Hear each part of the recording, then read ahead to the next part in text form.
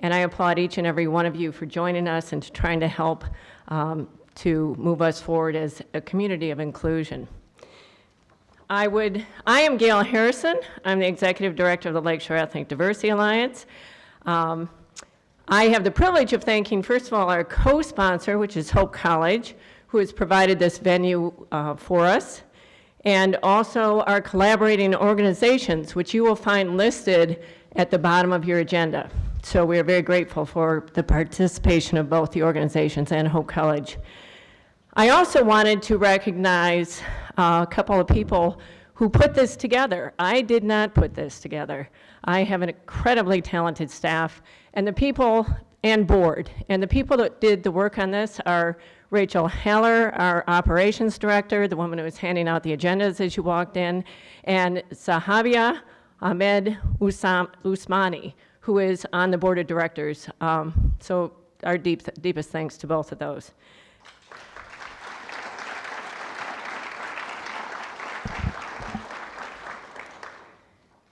I'm going to say just a few words. That's new to me.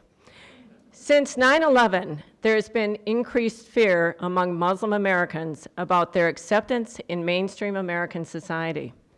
Muslim Americans perceive a stronger anti-Muslim bias from both their day-to-day interactions and the media, a bias that is confirmed in public opinion polling. Leadership in addressing these fears has come from both political parties. President Bush acknowledged these fears and noted the difficulties faced by women who exercise their religious freedom to wear a headscarf or other covering. I've been told that some fear to leave their homes. Some don't want to go shopping for their families. Some don't want to go about their ordinary daily routines because by wearing cover, they're afraid they'll be intimidated. That should not and will not stand in America. In his speech at Cairo University, President Obama proclaimed Islam has always been a part of America's story. He noted that Muslim Americans have fought our wars, they have served in our government, they have stood for civil rights, they have started businesses, they have taught at our universities, they've excelled in our sports arenas, they've won Nobel Prizes, built our tallest buildings, and lit the Olympic torch. And finally, the words of a young third-generation Muslim man: we are not against the government. We are not against America. We look at ourselves as part of the American people.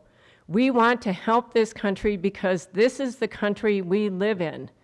My grandfather came to the United States in the 40s. I'm here because he came here.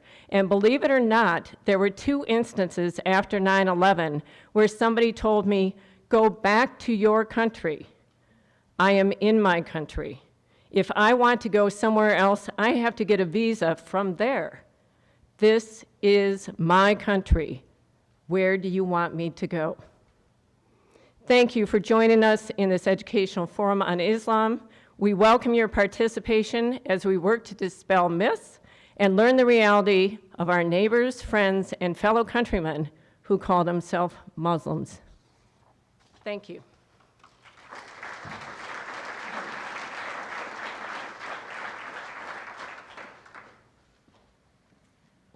Good evening. My name is Chuck Green. I teach here at Hope College. Thank you so much for coming. In 2002, not long after the 9/11 attacks, a Pew Research poll showed that 25% of Americans saw Islam as more likely than other religions to encourage violence. Last year, that same poll showed a significant increase in the number of Americans who believe that Islam is more likely than other religions to encourage violence. Why do you think that would be? Tonight we expand our knowledge of a faith we hear a lot about, but we don't really understand, although we should.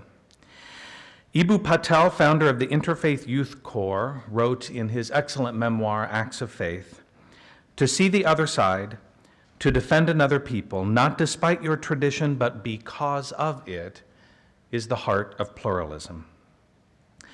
One of the unexpected benefits of interfaith dialogue is that most of the time we end up learning more about our own faith as we learn about others' faiths, and we often become more committed to our own faith as well.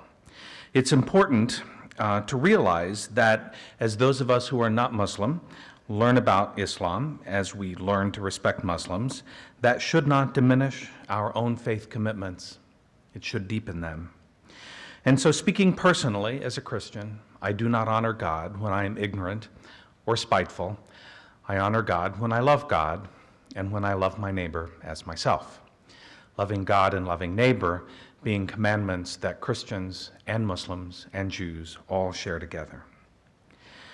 But the United States House of Representatives recently held hearings on Muslims in America, and we're going to see a clip of these hearings from the PBS NewsHour.